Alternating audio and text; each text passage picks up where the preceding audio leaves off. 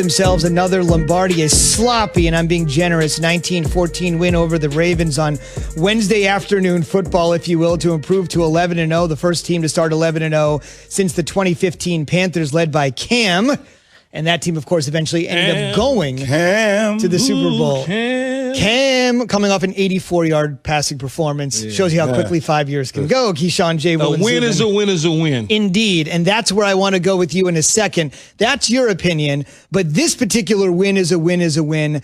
Not so much of a great win for Mike Tomlin. It's time for Straight Talk, brought to you by Straight Talk Wireless. I've said it for a million years. The second Tomlin decides to say, I am done coaching, whatever TV network can get his cell phone number first is going to hire him. The dude talks in sound bites. He talks in declaratives. He is amazing. He doesn't let you know exactly what he's thinking all the time. No shades of gray, and shading his squad after how sloppy they looked on offense, defense, and special teams. Listen to this over the next 58 seconds. To be bluntly honest, man, I'm really disappointed in our performance tonight. We did enough to win, but that's all. It was really junior varsity, to be quite honest with you, and it was in all three phases. We couldn't run the ball effectively when we needed to. We dropped too many significant passes, very catchable, makeable passes. We didn't make significant plays in the special teams game. Our kickoff coverage unit wasn't good enough. We turned the damn ball over. We gave up big plays in critical moments on defense. Can't have it. They converted a long run on a possession down before the half. Unacceptable. They had a 70-yard touchdown late in the game. Unacceptable. And so we're fortunate tonight. It's good to proceed with the victory. I acknowledge that. But not a lot happened tonight to be proud of or to be excited about other than that. You had some red zone failures and a number of drop passes. What do you attribute that to? Anything in particular? Us sucking. I love him so much. No contract, no compromise. I do too. But after hearing that little diatribe there from Coach Tomlin, both of you in separate ways are saying, Coach, chill, bro. It's just one game. No, I'm not saying that. He's correct and he's right. I'm saying it's one game. They won the game, but when you look at everything from the first quarter to the end of the game, they were not perfect, as he said, in any phase of the game. Whether it's McLeod fumbling on the punt return, whether it's Big Ben fumbling or throwing an interception, or whether it's getting beat on a long play from Hollywood Brown, cutting back against the grain, all of those sort of different things, whether it was RG3 scampering, whether it's the receiver Johnson dropping a number of passes. He plays receiver. You got to catch the ball, bruh. Slants wide open, touchdown, Ben puts it on you. It's receivers in the league that would die to have that opportunity to score a touchdown. I get it.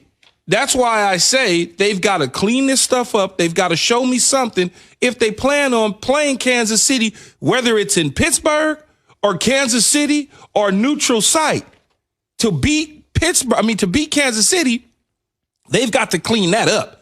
Because whatever that was last night, if they take that to Kansas City, when they play Kansas City, because I believe they will possibly be playing, they're going to get run out the building. And I think Mike Tomlin knows that. That's why he's so passionate about, communicating and letting everyone know that my team's not very good. We didn't show anything last night. Not one thing in that game I walked away from saying, man, they're going to get Kansas City a run for their money. Not one thing. And I understand, T.J. Watt was covering Hollywood Brown on a wheel route out of the backfield. Man, Hollywood Brown was 4 yards in front of T.J. T.J. was grabbing for dear life. It's just so happened Robert Griffith III threw a ball that looked like he was throwing from the outfield in baseball to third base on a straight line drive. Patrick Mahomes is not missing that throw to Tyreek Hill. And so you've got to clean those little bitty things up, and Mike T certainly knows that. Not going to fool me on this one. This game yesterday was an anomaly to me, Key. The Steelers, as I understand the internal perspective from Mike Tomlin and your perspective, right? Because you're thinking about the Chiefs. How do we win the whole thing? The reality is this team hasn't played since November 22nd, right? A lot of their stuff has been in flux. And I can understand James Conner not being there, having the anxiety of, are we going to play today? Are we going to play tomorrow? It just looked like they were out of sync. And I understand there's things for them to work on, But like that has to play into it a little bit. We still are talking about a team that is 11-0, correct? An undefeated team. Now they've blown only 3 teams out this year. Only 3 teams out this year. Every other game has been somewhat close, and I understand how that can be used against them in the argument, but I also can make the other argument by saying this team knows how to win ugly. Now, that may not have been their best performance last night. Maybe we want to see them blow out teams like KC does, but I've also seen Kansas City play down to the level of their competition as well. So, yes, they are explosive, but they've also allowed teams to stay in ball games that shouldn't have stayed in ball games as well.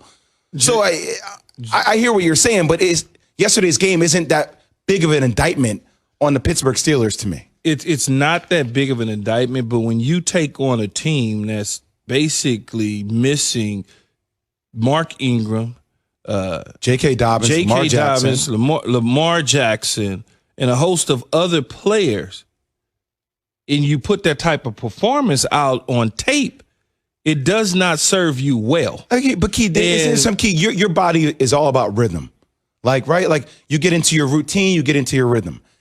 I know if I don't play in a game for a little bit, like in basketball, if I don't play in a game for like a week, I'm gonna be rusty. Like, let alone 2 weeks. I understand what you're saying about a routine and rhythm and playing and all of those sort of things. It does not take you 4 quarters to get going. It does not take you 4 quarters to get going. Ben Roethlisberger was delivering the football. They were dropping it. It has nothing to do. You're messing around with RG3, who hasn't stepped on the field as a starter since week 17 a year ago. And that happened to be against you. And so when you are struggling to put away a team that is less than, there's concern from the head coach, which should be. Because if that was any team that had a quarterback that could play, Pittsburgh would have lost that game. You know, and that's just the reality of it. They would have lost the game. If right. They had anybody else, if they were playing Kansas City, man, that score would be 50 to nothing probably.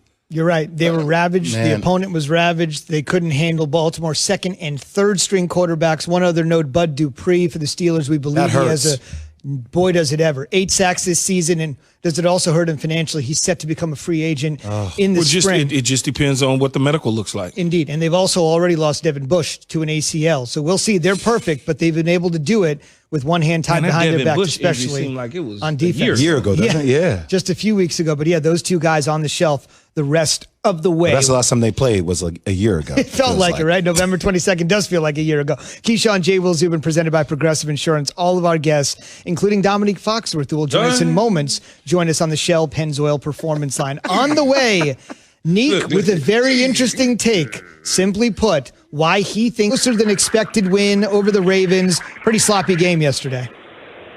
Yeah, I mean, I was impressed with the way the Ravens played. The Steelers keep finding a way to win, but it's weird because you walk away from every Steelers game feeling like, well, they all